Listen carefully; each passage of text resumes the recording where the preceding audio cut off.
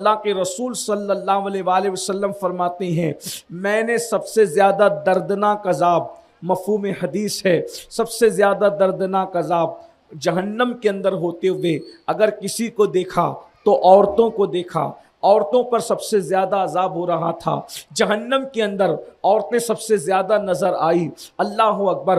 بلکہ یہاں تک میرے آقا علیہ السلام نے دوسری روایت میں ارشاد فرمایا، اے عورتوں اگر تم سے ہو سکے تو صدقہ کثرت سے دیا کرو اور اپنے آپ کو جہنم سے بچا لو، اس لیے کہ شب معراج میں نے جہنم میں سب سے زیادہ اگر کسی کو دیکھا ہے تو عورتوں کو دیکھا ہے۔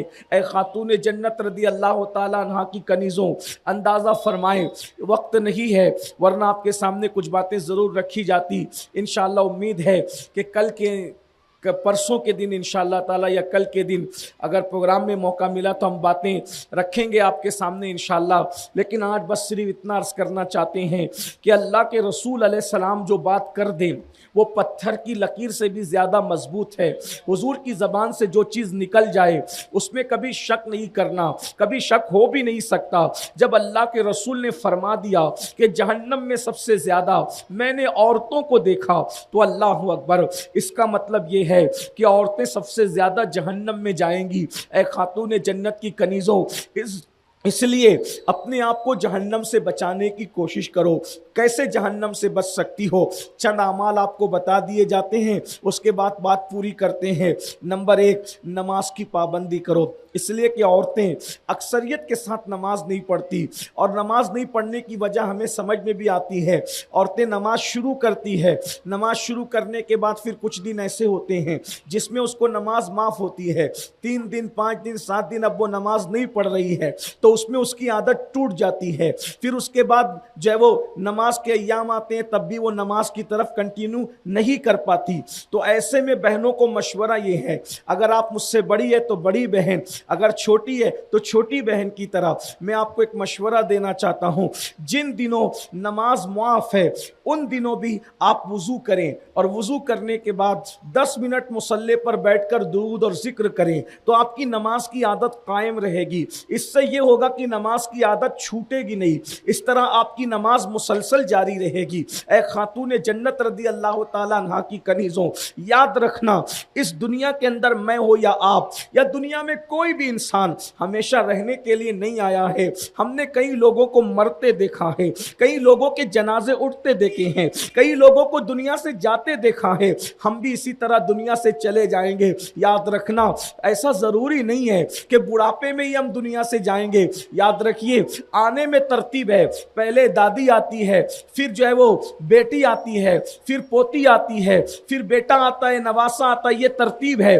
یعنی پہلے ماں آئے گی، پھر بچے آئیں گے، پھر پوتا پوتی آئیں گے، لیکن جانے میں کوئی ترتیب نہیں ہے، پہلے پوتی بھی جا سکتی ہے، پہلے بیٹی بھی جا سکتی ہے۔ جوانی میں کتنی عورتوں کو موت آئی، سب حیرت کرتے رہ گئے، ارے ابھی تو کھانا پکا رہی تھی، ابھی دنیا سے چلی گئی، ابھی تو بیٹھی تھی، ابھی تو دنیا سے چلی گئی، ارے ابھی تھوڑی دیر پہلے مجھ سے بات کر رہی تھی، دنیا سے چلی گئی۔ ہم بھی ایسے ہی چلے جائیں گے، لوگ ہمارے بارے میں بھی بات کرتے رہ جائیں گے۔ یاد رکھنا قبر میں کوئی کام نہیں آئے گا، نہ شوہر کام آنا ہے، نہ مال نے کام آنا ہے، نہ بچوں نے کام آنا ہے۔ اپنی قبر کی تیاری کرو، مسلمان ہو بحیثیت مسلم یہ سوچو مریں گے تو قبر میں جائیں گے، نماز نہیں پڑھیں گے تو نماز نہ پڑھنے والوں کو 99 سانپ ان پر مسلط کیے جائیں گے، 99 سانپ، 90 اور 9 سانپ ایک میت پر مسلط کیے جاتے ہیں قبر میں۔ جس نے فجر نہیں پڑھا ظہر تک وہ ڈسیں گے، ظہر نہیں پڑھا عصر تک ڈسیں گے، عصر نہیں پڑھا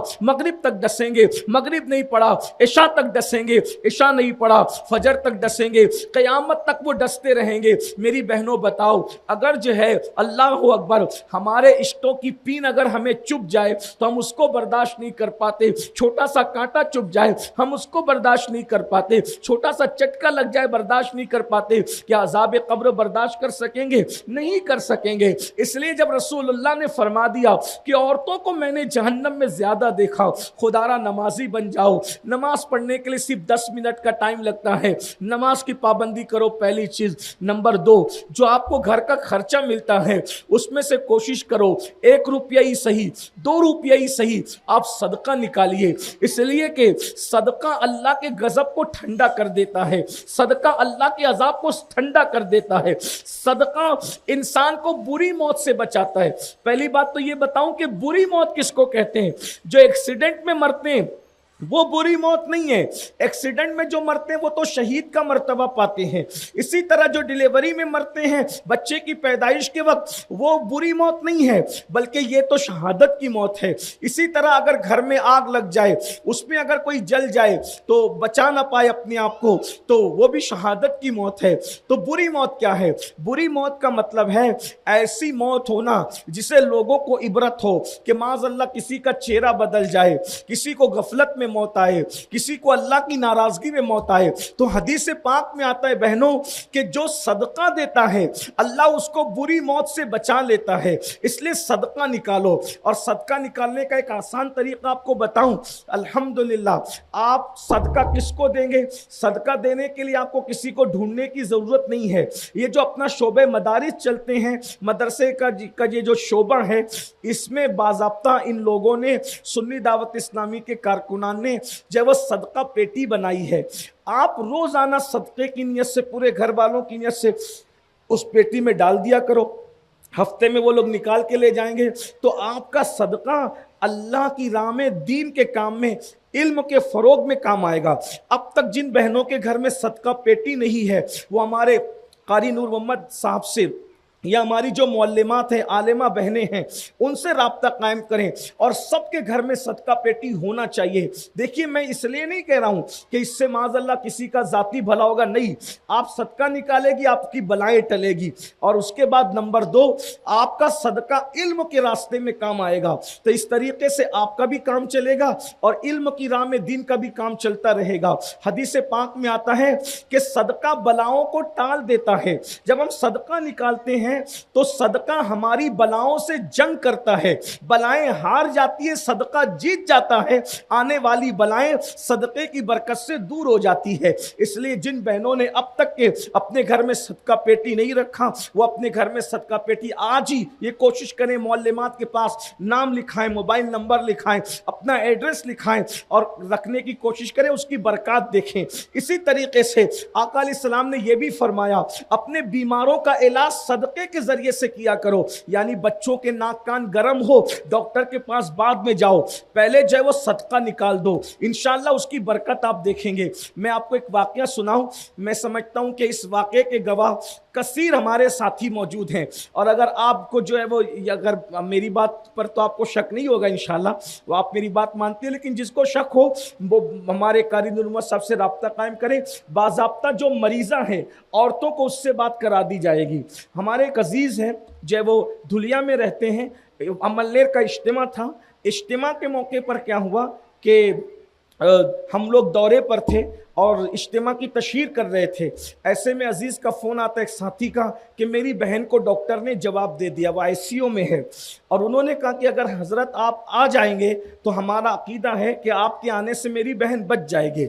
मैंने कहा ये कौन सी बात लोग करते हैं, मेरे आने से डॉक्टर ने जवाब दे दिया तो किसने बचना है? अल्लाह ने जिसकी जितनी उम्र दी है उतनी का नहीं, आप आ जाएँ, अगर अल्लाह न करे वो दुनिया से चली जाए आपके आने के बाद भी तो हमें दुख नहीं रहेगा, लेकिन आप आएँ। हम लोग धुलिया के आसपास ही थे।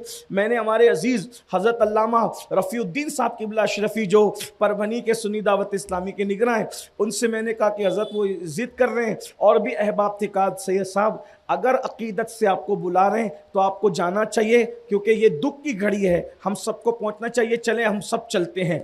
हम लोग धुलिया में पहुंचे, हॉस्पिटल में जाने के बाद मैंने मरीज़ा को देखा। देखने के बाद सब रोध हो रहे थे और सब परेशान थे क्योंकि डॉक्टर जवाब दे चुका था। तो मेरे दिमाग में फ़ौरन ये हदीस आई कि अल्लाह के रसूल अलैहिस्सलाम ने फरमाया कि अपने बीमारों का इलाज सदक़े के ज़रिए से किया करो। जब दवा नाकाम हो जाए तो सदका क्या असर दिखाता है। मुझे मेरे महबूब के फरमान पे बड़ा यकीन है, अल्हम्दुलिल्लाह। मैंने सोचा जिसके दुश्मन तक जिसकी सच्चाई की गवाही दें, जिसकी सदाकत और सच्चाई की गवाही अल्लाह कादिर मुतलक दे, उससे बढ़कर सच्चा कौन होगा?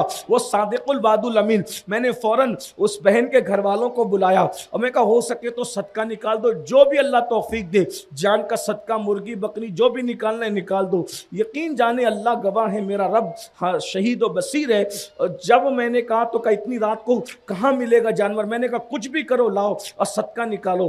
بہرحال انہوں نے جو وہ بکرے کا صدقہ نکالا، نکالنے کے بعد کیا ہوا آپ کو پتا ہے، جیسے ہی بکرے کا صدقہ نکلا تھوڑی دیر کے بعد اس کی طبیعت بدلنا شروع ہو گئی الحمدللہ۔ اور جب طبیعت بدلنا شروع ہوئی، ڈاکٹر حیران تھا، جس نے جواب دیا تھا وہ حیران تھا کہ یہ کیا ہو رہا ہے، تو اس نے کہا کہ جو ہے وہ یہ عجیب جو ہے وہ چمتکار ہو رہا ہے کہ اس کو جواب دیا گیا اور اس کی طبیعت کے اندر تبدیلی شروع ہوئی۔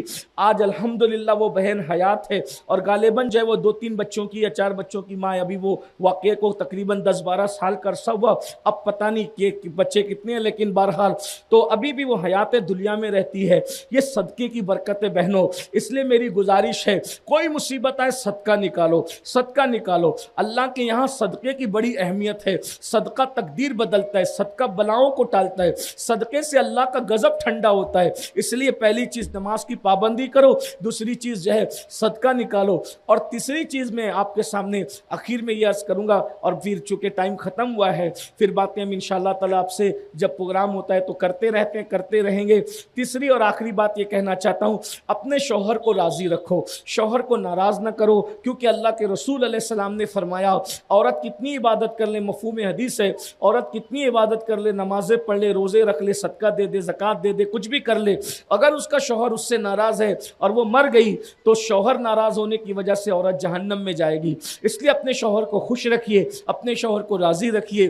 آپ گھر سے نکلتے وقت سنگار نہ کریں بلکہ شوہر کے آتے وقت سنگار کریں، بنے سورے اچھی رہیں، اپنے شوہر کو خوش کرنے کی کوشش کریں۔ یہ 3 باتیں سر دست میں نے موقع کی مناسبت سے